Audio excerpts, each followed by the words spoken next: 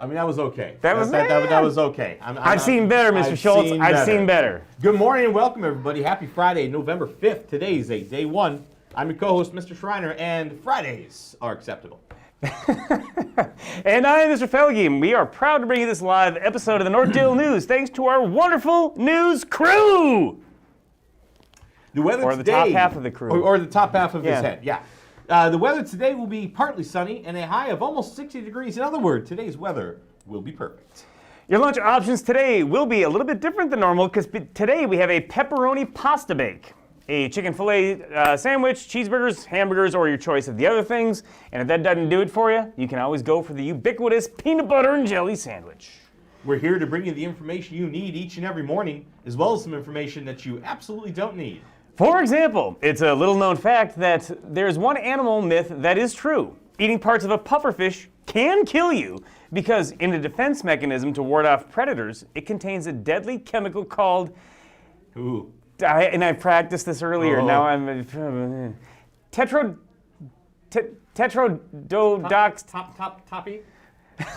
Tetrodotoxin. There it is. Hey, circle gets the square.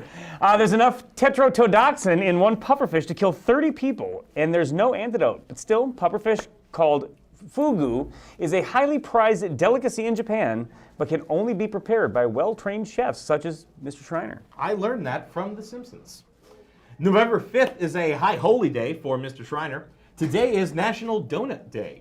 National Donut Day on November 5th is one of 2 days observed by donut lovers across the nation. We get 2 days for that. The first Friday in June is the other day donuts steal the bakery case spotlight.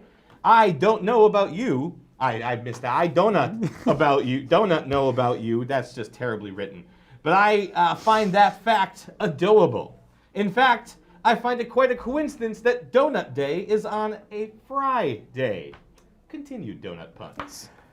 Hey, slaughtered that one. Starting November 15th, everyone must use their ID card or Student View app for all meals in the cafeteria, including the free ones, as well as all a la carte purchases. Staff and students to celebrate Veterans Day on November 11th, we will be putting pictures and or names on the stars for the Wall of Heroes in a display case in the North Commons starting Thursday, which was yesterday. If you have a family member that served our country or is currently serving, come to the office to get a star. They'll be hung in the Wall of Heroes. Be sure to put your name and Viking Huddle teacher's name on the back if you would like it returned to you. Hey, Northdale, we are doing something really cool that will help so many families in Anoka County. We are going to have a food drive and collect brand new boxes of cereal. We will be donating the food to the Anoka Christmas Committee, who will share it with families who are in need this holiday season. Another cool thing about this food drive is that we are going to build a giant domino chain reaction with all the cereal boxes. So, we need you to bring in some brand new, not expired boxes of cereal. The more boxes we get, the bigger the domino chain reaction we can build. We'll be collecting cereal November 8th through November 30th. Please bring your donations to the table near the front office. Now for Miss Wright's drawing for the punch card party.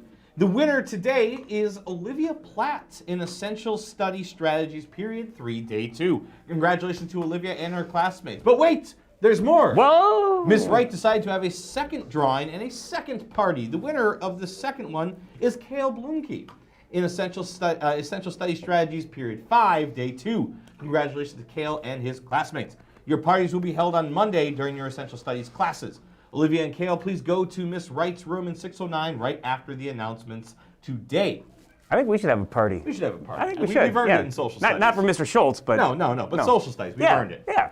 Ladies and gentlemen, children of all ages, we are once again pleased to bring you a piece of totally original programming. I will remind you that this is in no way, shape, or form ripped off from any major market country music stations. Given our technical difficulties last week, I don't want to assign blame, but it's Mr. Schultz's fault. We will be playing our episode from last week showing Mr. Albrecht facing off against Cody. Will the students rack up another W? Well, let's find out together with our newest installment of Generational Jeopardy!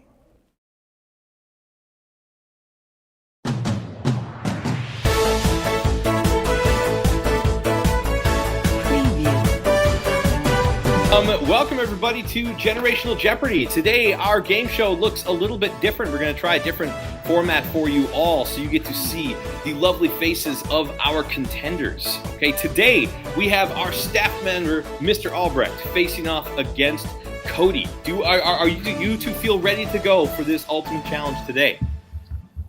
Yeah. I'm ready. Ready to go. So we know how this game works. I'm going to ask 3 questions to each contestant. The questions asked to Cody should be known by Mr. Albrecht. The questions asked to Mr. Albrecht should be known by Cody. Whoever gets the most correct at the end of the game generally does well in the win-loss column. Now this school year, we have had 2 staff wins and now 2 student wins. Okay, we're all knotted up here. So one way or the other, someone's going to be taking the lead at the end of our game today. So our first question is going to go to Cody. Cody, here we go. I bet. Who was the manager of the 1987 World Series champions Minnesota Twins? Who was the manager? I have no clue, to be honest with you. Any guesses? No guesses. I don't know. Incorrect. Going over to Mr. Albrecht.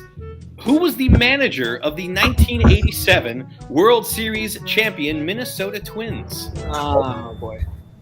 I wasn't even born in 1987. Oh, wow. I know this is wrong, but I'll say Ron Gardenhire. Incorrect. The correct answer is Tom Kelly, or TK.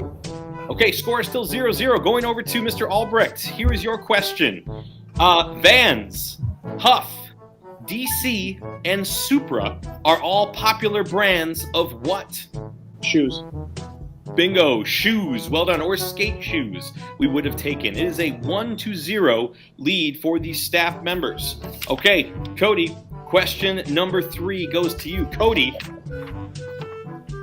what is that? Name that letter. Name it? Name that letter. A J? Incorrect. Mr. Albrecht with a chance to go up 2-0. That is a capital G. That is a capital G in cursive letters. Capital G. Up 2-0, going for a commanding lead here in question number 4. Okay, Mr. Albrecht, this is another picture-based question. Who is that? Oh, Let's get this wrong. shit.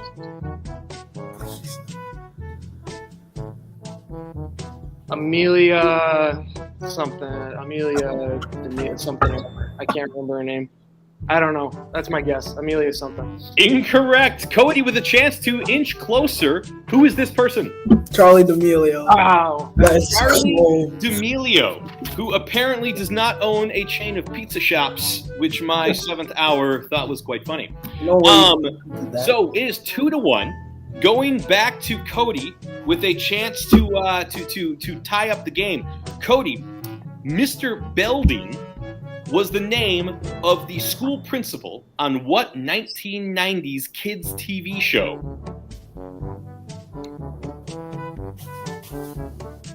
I have no clue.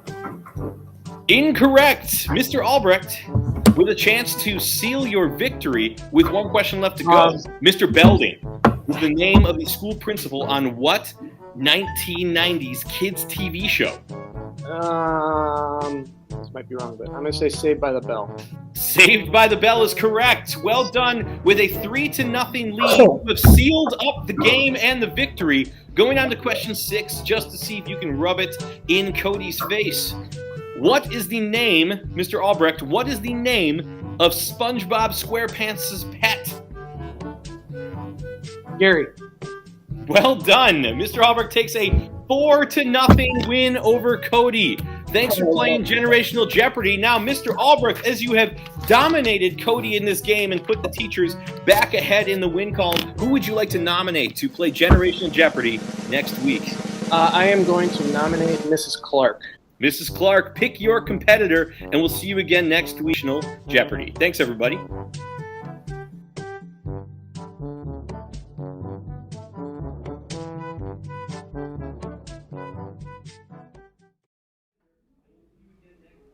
All right, thank you to both of our competitors in today's episode of Generational Jeopardy. Now, off to our fearless leaders. Have a lovely Friday.